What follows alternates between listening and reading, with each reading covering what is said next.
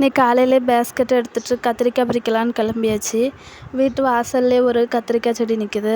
நான் பண்ண ஒரே தப்பு என் பையனை கூட்டிகிட்டு போனது தான். அவன் நான் தான் பறிப்பேன்னு சொல்லி பறிக்க போனான். அவனுக்கு பறிக்க தெரியல. சின்ன பையனால் பறிக்க தெரியல.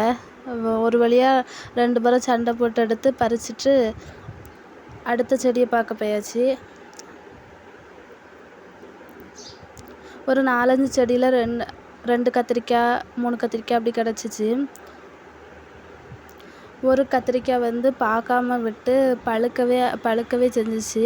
சரி இனி அதை விதைக்கி விட்டுலான்னு சொல்லிட்டு அதை பறிக்காமல் விதைக்கி விட்டாச்சு.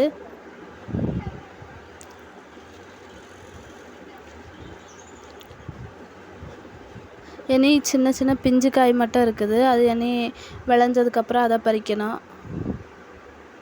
இன்றைக்கி கடையல் பண்ணலான்னு தான் பறிச்சிட்டு வந்தேன்.